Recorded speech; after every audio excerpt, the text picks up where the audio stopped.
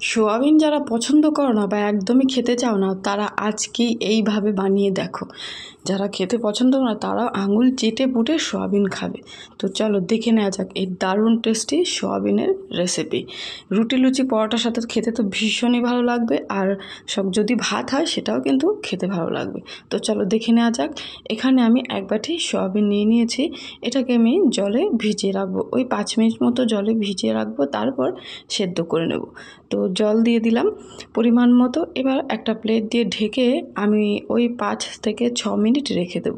আর এইদিকে আমি দেখো সবজিগুলো সব কেটে নিয়েছি, ক্যাপসিকাম, পেঁয়াজ, টমেটো, আর নিয়ে নিয়েছি কয়েকটা ধনেপাতা আর কাঁচা লঙ্কা। ব্যাস এগুলো আপাতত লাগবে, তারপরে কিন্তু আমি আরও মশলা তৈরি করে নেব। তো এই সমস্তগুলোকে আগে থেকে কেটে তৈরি করে নিয়েছি। তো এইবার আমি সয়াবিনটাকে সেদ্ধ করে নেব। 5-6 মিনিট মতো ভিজিয়ে রাখার পর সয়াবিনটাকে সেদ্ধ করে নেব। আর এই সয়াবিনগুলো না এত সুন্দর ভালো, আমি এখানে 1 বাটি পরিমাণ সয়াবিন ব্যবহার করলাম, তোমরা চাইলে পরিমাণে বাড়াতেও পারো। তো লবণ দিয়ে ভালো করে ফুটিয়ে সেদ্ধ করে নেব। আর এই সয়াবিনগুলো সেদ্ধ হওয়ার পরে এত বড় বড় হয় আর খুবই সফট নরম হয়, তো খেতে ভীষণই ভালো লাগে। আর সয়াবিন তো আমি খুবই পছন্দ করি। তোমরা যদি যারা যারা সয়াবিন পছন্দ করো তারা কিন্তু অবশ্যই কমেন্টে জানিও। এবারে সয়াবিনগুলো তুলে নেব, ওই জল থেকে ঝরে যাওয়ার জন্য একটা ঝাঁঝরি বাসনে আমি তুলে নেব। তো জলটাকে ভালো করে ঝরিয়ে নিতে হবে। আর এই বাসনে নিয়েছি, জলটাকে ঝরিয়ে নিয়েছি। এবার আমি আরেকটা বাটিতে ঢেলে দিয়ে ঠান্ডা জলে সয়াবিনটাকে ভিজিয়ে রাখবো যাতে শুকিয়ে না যায়।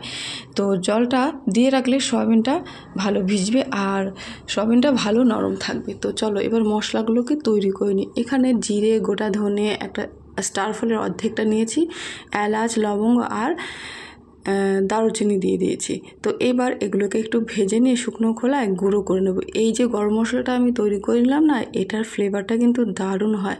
তো চলো ভাজা হয়ে গেছে। এবারে গ্যাসটাকে অফ করে দিয়ে মশলাটাকে একটু ঠান্ডা করে নিয়ে তারপর মিক্সিং জারে দিয়ে গুঁড়ো করে নেব। বেশ ভালো করে সুন্দর করে একটা ফাইন একটা গুঁড়ো পাউডার তৈরি করে নেব। তো দেখো এই যে আমি গুঁড়ো করে নিয়েছি। এবার ওই কড়াইতেই দিয়ে দিচ্ছি ওই 2 চামচ পরিমাণ সাদা তেল। এবার এখানে বেশ কিছুটা পেঁয়াজ, মানে আমি ছোটো পেঁয়াজ 2টো কুচিয়ে নিয়েছি, একটা রসুন মানে 8-9টা রসুনের কোয়া, আর আদা কুচিয়ে নিয়েছি। এবার এগুলোকে না একটু ভেজে নেব। তারপর এর মধ্যে টমেটো অ্যাড করব, তবে খুব বেশি লাল করে ভাজার দরকার নেই, একটু হালকা পিঙ্ক কালার হয়ে আসলেই এর মধ্যে টমেটোটা অ্যাড করে দেবো। এগুলো কিন্তু আমি মিক্সিতে পেস্ট করব। তো ভালো করে ভেজে নিলাম। এবার দিয়ে দিচ্ছি টমেটো, এখানে আমি 2টো টমেটো কেটে দিয়ে দিলাম। এবার টমেটোটাকে একটু ভেজে নিয়ে সামান্য পরিমাণ আমি জল দিয়ে সেদ্ধ করে নেব, তাহলে ভালো হবে। আর দেখো এখানে আমি ওই যে চাল কুমড়োর যে দানাগুলো পাওয়া যায়, চালমগজ, সেখানে আমি এখানে 2 চামচ পরিমাণ দিয়ে দিলাম। তো ভালো করে সমস্ত কিছু ভেজে নিয়ে একটু জল অ্যাড করব। তো 1/2 কাপ পরিমাণ জল দিয়ে দিলাম। এবার একটু নাড়াচাড়া করে তারপর একটা ঢাকনা দিয়ে ঢেকে দেবো, যাতে টমেটো, পেঁয়াজ, রসুন সমস্ত কিছু না ভালো করে সেদ্ধ হয়ে গলে যায়, তাহলে পেস্ট করতে খুব সুবিধা হবে। দেখো টমেটো কিন্তু সেদ্ধ হয়ে একদম গলে গেছে, রসুনগুলোও সেদ্ধ হয়ে গেছে। এবার একটু ঠান্ডা হতে দেবো। মিক্সিং জারে কিন্তু গরমটা পেস্ট করা যাবে না, তো আমি ঠান্ডা করে নেব। আর অন্য একটা কড়াইয়ে দিয়ে দিচ্ছি তেল, বেশ কিছুটা তেল দিয়ে দিলাম। এই কড়াইয়ে আমি এবার সয়াবিনটাকে ভেজে নেব। আর ওই যে সয়াবিনটা আমি কিন্তু ভালো করে চিপড়ে জল থেকে তুলে নেব। তো দেখো আমি ঠিক ভালো করে চিপড়ে আমি জল থেকে সয়াবিনগুলো তুলে নিচ্ছি। ভালো করে যদি জল থেকে সয়াবিনগুলো না তোলা হয় না, তাহলে সয়াবিনের ভেতরে যে জলটা থেকে যায়, খেতে কিন্তু ভীষণই বাজে লাগে আর কীরকম যেন একটা পানসাটে ভাব থেকে যায়। তো দেখো সয়াবিনগুলো তুলে নিয়েছি ভালো করে। এবার এই তেলটা গরম হয়ে গেছে, আমি এই তেলের মধ্যে দিয়ে দেবো সয়াবিনগুলো।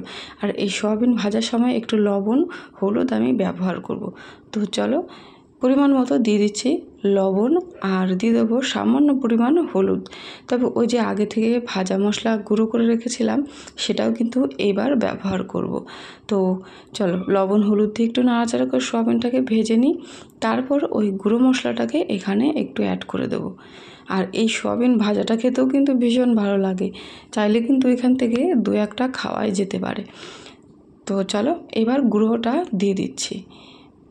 এই গুঁড়ো মশলাটা ব্যবহার করলে সয়াবিনের টেস্টটা বেশ ভালো লাগে। খেতেও দারুণ টেস্টি হয়। চলো সোয়াবিন তো ভাজা হয়ে গেল, আর এদিকে দেখো যে মশলাটা মানে পেঁয়াজ, রসুন, আদা, টমেটো যেটা ভেজে সেদ্ধ করে নিয়েছিলাম সেটাকে এবার মিক্সিং জারে দিয়ে ভালো করে একটা ফাইন পেস্ট তৈরি করে নিই। তো এদিকে সোয়াবিনও ভাজা হয়ে গেছে, এবার সোয়াবিনটাকেও আমি ওই কড়াইয়ের মধ্যেই নামিয়ে নিচ্ছি, ফ্রাই প্যানের মধ্যে নামিয়ে নিচ্ছি। তো এবার ওই সয়াবিন ভাজা কড়াইয়ে আমি আবারও একটু তেল দিয়ে দিলাম। এবার যে কেটে রেখেছিলাম পেঁয়াজ, ক্যাপসিকাম, টমেটো সেগুলো দিয়ে দিলাম। জাস্ট একটু উল্টে পাল্টে ভেজে নেব। একটু লবণ আর গোলমরিচ দিয়ে ভালো করে, খুব বেশি কড়া করব না, জাস্ট একটু নেড়ে চেড়ে ভেজে নেব। এই ক্যাপসিকাম, টমেটো আর পেঁয়াজ এগুলো একটু শক্ত শক্তই থাকবে, মানে একটু মিডিয়াম সেদ্ধ হবে। তো দেখো ভাজা মশলাটা একটু দিয়ে দিলাম, বেশ খেতে ভালো লাগবে। তো হয়ে গেছে ভাজা প্রায়, এখানে ঢাকা দিয়ে 1 মিনিট মতো আমি রেখে দেবো। তো একটু নরম হয়ে আসবে, ব্যাস তাহলেই হবে। তো আমি এবার গ্যাসটাকে অফ করে দিচ্ছি। তো দেখতেও বেশ ভালো লাগে সোয়াবিনের মধ্যে এই সবজিগুলো পড়লে, আর খাওয়াও কিন্তু খুবই হেলদিকর। তো অবশ্যই এইভাবে একবার এরকম সবজি দিয়ে সোয়াবিনটা রান্না করে দেখো, খেতে ভীষণই টেস্টি, আর ছোটো থেকে বড় সবারই পছন্দ, বিশেষ করে বাড়ির ছোটদের খুব ভালো লাগবে খেতে। তো চলো ওই কড়াইয়ে দিয়ে দিচ্ছি আবারও 1 টেবিল চামচ পরিমাণ তেল। সাদা তেল দিয়ে রান্না করছি, তাই আমি কিন্তু সাদা তেলই ব্যবহার করছি। এবার দিয়ে দিলাম জিরে ফোড়ন। জিরেটা একটু ভাজা হয়ে গেলে তারপর এর মধ্যে বাদবাকি মশলাটা অ্যাড করব।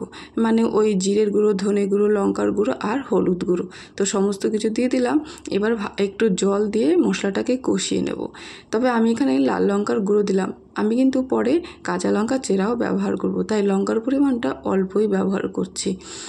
তো একটু জল দিয়ে মশলাটাকে ভালো করে কষিয়ে নিলাম। দেখো মশলাটা কষানো হয়ে গেছে, আর ওইদিকে মিক্সিং জারে যে পেঁয়াজ, টমেটো ভাজাটা পেস্ট করেছিলাম সেটা দিয়ে দিলাম। এবার ওই মিক্সিং বাটিটা ধুয়ে আরও একটু জল অ্যাড করে দিলাম। এবার ভালো করে মশলাটাকে মিশিয়ে নিতে হবে। এইখানে কিন্তু লবণ মিষ্টি আমি অ্যাড করব, তবে এখন নয়, আমি ভালো করে মশলাটাকে মিশিয়ে নিই তারপর। তো দেখো ভালো করে মশলাটাকে মিশিয়ে নিয়েছি, ফুটতেও শুরু করে দিয়েছে। এইবার আমি পরিমাণ মতো লবণ দিয়ে দিলাম।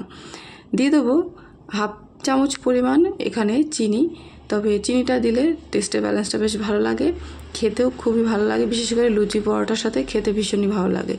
এবার ওই যে ভাজা মশলাটা, বাদবাকি পুরো মশলাটাই কিন্তু আমি এখানে অ্যাড করে দিচ্ছি। এবার আবারও ভালো করে মশলাটাকে কষিয়ে নিতে হবে। আর এখানে তোমরা চাইলে কিন্তু টক দই ব্যবহার করতে পারো, আমি আর টক দই ব্যবহার করছি না। এখানে অল্প পরিমাণ কসুরি মেথি অ্যাড করে দিলাম। তো ব্যাস, এবার সমস্ত কিছু মশলা মোটামুটি আমার দেওয়া শেষ হয়ে গেছে। এবার ভালো করে মশলাটাকে কষিয়ে নিয়ে এখানে সোয়াবিনটাকে অ্যাড করে দেবো।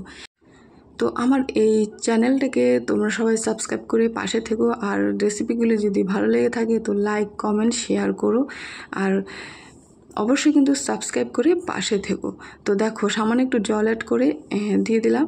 আবারও এখানে আমি একটু ফুটে আসলে তারপর অল্প পরিমাণ জল অ্যাড করব, যেহেতু আমি একটু গ্রেভি করব, গ্রেভিটা একটু রাখবো, তার জন্যই আমি এখানে আরও সামান্য একটু জল অ্যাড করে দিলাম। ব্যাস, আর কিছু প্রয়োজন নেই। এবার দিয়ে দেবো সোয়াবিনগুলো দিয়ে দেওয়ার পর ভালো করে মিশিয়ে নিতে হবে। আর এই রেসিপিটা খেতে কিন্তু ভীষণই টেস্টি হয়। আমার কথা যদি বিশ্বাস না হয় অবশ্যই বাড়িতে একবার করে দেখো, ছোট থেকে বড় সবারই পছন্দ হবে, আর যে একবার খাবে সে কিন্তু আবার খেতে চাইবে। তো চলো সোয়াবিনটা তো দিয়ে দিলাম। এবার ওই যে ক্যাপসিকাম, পেঁয়াজ, টমেটো ভেজে রেখেছি ওগুলো কিন্তু এবার অ্যাড করে দেবো। তো দিয়ে দিচ্ছি পেঁয়াজ, টমেটো আর ক্যাপসিকাম ভাজা দিয়ে ভালো করে মিশিয়ে নিলেই একদম রেডি। আজকে আমি এই সয়াবিনের সাথে আমি পরোটা পরিবেশন করব, তার জন্য আমি একটু গ্রেভিটাকে শুকনো রেখেছি। আর তোমরা যদি চাও যে একটু গ্রেভিটা বেশি রাখবে তো জলের পরিমাণটা বেশি দেবে, আর যদি ফ্রাইড রাইসের সাথে খেতে চাও, পোলাওর সাথে খেতে চাও, তাহলে গ্রেভিটা আর একটু রাখলে খুব ভালো হবে। তো আমি ঢাকা দিয়ে ওই 1 মিনিট মতো একটু ফুটিয়ে নিলাম, তাহলে সমস্ত কিছু মশলা সোয়াবিন মধ্যে ঢুকবে আর খেতেও ভালো লাগবে। তো একদম রেডি। আমি এবার গ্যাস অফ করে দিয়ে ঢাকনাটা দিয়ে ঢেকে রেখে দেবো। বেশ কিছুক্ষণ পরে দেখো ঢাকনাটা তুলে নেওয়ার পর ঠিক কালারটা এরকম এসছে, আর কত সুন্দর লাগছে, কালারটা কিন্তু খুব মিষ্টি, তো দারুণ এসছে। তো ব্যাস দেখো, এইভাবে অবশ্যই একবার বাড়িতে ট্রাই করে দেখো। আশা করছি তোমাদের খুবই ভালো লাগবে খেতে। আর ওপর দিয়ে একটু ধনেপাতা কুচিয়ে আমি দিয়ে দিলাম, আর দিয়ে দেবো 3 থেকে 4টে কাঁচা লঙ্কা চেরা। ব্যাস রেডি। এবার পরিবেশন করার পালা। গরম গরম খেতে ভীষণই টেস্টি হয়, ভীষণই ভালো লাগে। ছোট থেকে বড়, আবারও বলছি, সবাই পছন্দ করবে। অবশ্যই বাড়িতে একবার ট্রাই করে দেখো। গ্রেভির কালারটাও কিন্তু অসাধারণ এসছে। তো আজকের এই সোয়াবিনের রেসিপিটা যদি ভালো লেগে থাকে অবশ্যই লাইক, কমেন্ট, শেয়ার করো, চ্যানেলটাকে সাবস্ক্রাইব করে আমার পাশে থেকো। তো আজকের ভিডিওটি এখানেই শেষ করছি। সবাই ভালো থেকো, সুস্থ থেকো। আবারও দেখা হবে নতুন ভিডিও, নতুন রেসিপির সাথে।